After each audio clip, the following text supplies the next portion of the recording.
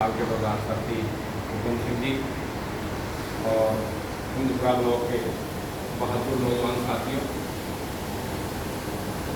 साथी राज्यपाल ने आपको कर्मचारी आंदोलन सर्व कर्मचारी संघ के गठन के बारे में साथियों, ये जो रिटायर्ड कर्मचारी संघ है, ये अब रिटायर्ड कर्मचारी संघ है, पुराना सर्व कर्मचारी संघ है। ज़्यादातर चेहरे वो नजर आ रहे हैं जो कहीं ना कहीं पुराने टाइम में सर्व कर्मचारी संघ का झंडा संभाले हुए थे। और अभी भी जो सर्व कर्मचारी संघ की टीम है वो ये मानती है कि ये जो पहले जो रिटायर्ड के साथी हैं, जो पुराना सर्व कर्मचारी संघ था, जब इसका गठन हुआ था 14 दिसंबर 1986 को करनाल के रोड भवन के अंदर हुआ था इसका गठन। और उससे पहले जो कर्मचारियों के हालात थे, साथी जिक्र कर रहे थे, राज्यपाल जी आपको बता रहे थे कि बंसीलाल ने अध्यापकों को बड़ा दूर दूर ट्रांसफर कर दिया था। एक आंदोलन सिर्फ इसी बात पर होया था। तो और उसके बाद जो वेतन की और दूसरी स्थितियां थी वो काफ़ी डिफरेंट थी। जो पुराने साथी हैं उनको पता होगा, टीए की किस्त भी आपको जैसे अब सेंटर से डिक्लेयर हो जाए 2 महीने 3 महीने के बाद आपकी भी आ जाती है, कई बार 7 भी आ जाती है। उस समय टीए की किस्त भी कोई जरूरी नहीं है कि आपको मिलेगी, आती तो कभी 3 दे दी, 4 इकट्ठी भी मिल जाती थी। इस तरह का सिस्टम था। और एचआरए का नाम तो किसी ने सुना ही नहीं था, मेडिकल भत्ता नहीं था उस समय, बहुत सारी सुविधाएं नहीं थी। लेकिन उसके बाद जो चौथा वेतन आयोग से पहले सर्व कर्मचारी संघ का गठन हुआ था और फिर चौथा वेतन आयोग आपने लिया। उसके बाद आपका ये रूरल अलाउंस पहले शुरू किया गया था, जिसको आप एचआरए के नाम से, पहले शहर में तो एक अलाउंस मिलता था, सिटी में जो लोग लगे होते थे, बाकी गाँव में जो कर्मचारी काम करते थे उनको नहीं मिलता था। उसके बाद रूरल अलाउंस आया, फिर मेडिकल भत्ता शुरू हुआ। आज आप 1000 रुपया पर मंथ इसको लेते हैं। लेकिन एक चीज की एक स्थिति चेंज आई है साथियों, कि जो पहले की सरकारें हैं, मतलब मैं अगर अपनी बात करूं तो बंसीलाल से शुरू हुए थे।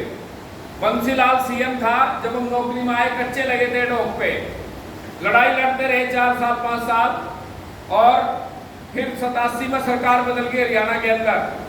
सर्व कर्मचारी संघ ने बड़ा आंदोलन करा और उसके बाद बंसीलाल जो है खुद भी चुनाव हार गया था। भिवानी के अंदर जहां से चुनाव लड़ता था वहां नारा तब ये लगता था, बंसीलाल वापस जाओ, गोलागढ़ में ऊंट चराओ। याद होगा आप साथियों को, जो पुराने साथी हैं, क्योंकि गोलागढ़ इसका गांव था बंसीलाल का। और इसको ये जो वर्तमान में सांसद है, इसी ने शायद हराया था उसका, धर्मवीर ने। तो उसके बाद 87 में देवीलाल की सरकार बनी। कर्मचारियों में एक आशा की किरण आई कि शायद ये सरकार तो कर्मचारियों के आंदोलन के बाद बनी है, हमारी मांगों को सुनेगा। लेकिन आपको याद होगा 89 के अंदर देवीलाल से भी लाठियां खाई थी। रेलवे दिल्ली रैली थी, जाने नहीं दे रहे थे। रेलवे स्टेशनों पर पुलिस का पहरा था। करनाल के अंदर सुषमा स्वराज उस समय की शिक्षा मंत्री थी, वो खड़ी थी पुलिस के साथ और छुप छुप करके दिल्ली पहुंचे थे साथी, याद होगा आपको। उसके बाद 91 आ गया, 91 देवीलाल सेंटर में चले गए। और उसके बाद यहाँ चौटाला को बनाने की कोशिश हुई सरकार, लेकिन वो 3 बार बनाया, तीनों बार किन्हीं कारणों से हटा दिया। उस समय जो है मास्टर हुकुम सिंह मुख्यमंत्री थे। दिल्ली चंडीगढ़ में प्रदर्शन था, मटका चौक के ऊपर बड़ा भारी लाठीचार्ज हुआ। जो उस समय के प्रधान थे फूल सिंह छोकन, उनको काफी चोटें आई, उनको इंटेंसली पुलिस ने पीटा था उनको। और फिर वहां के उस आंदोलन के बाद सरकार घबरा गई और सरकार ने फिर चिट्ठी जारी करी जून के अंदर आकर। मार्च में हुआ था प्रदर्शन, ये पक्के करे 50,000 कर्मचारी पक्के हुए थे उस आंदोलन पे।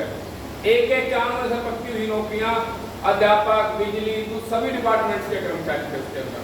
कच्चा बचा नहीं था कोई। दूसरा कोर्ट में भी केस चल रहा था, कोर्ट केस में फैसला आ गया कि ये नीति सरकार नहीं चला सकती, कच्चे कर्मचारी लगाने का काम, पक्के लगाओ। फिर एक और ऐसा है, कच्चे खत्म हो गए थे, लेकिन सरकार ने 96 में आते आते फिर कच्चे लगाने शुरू कर दिए।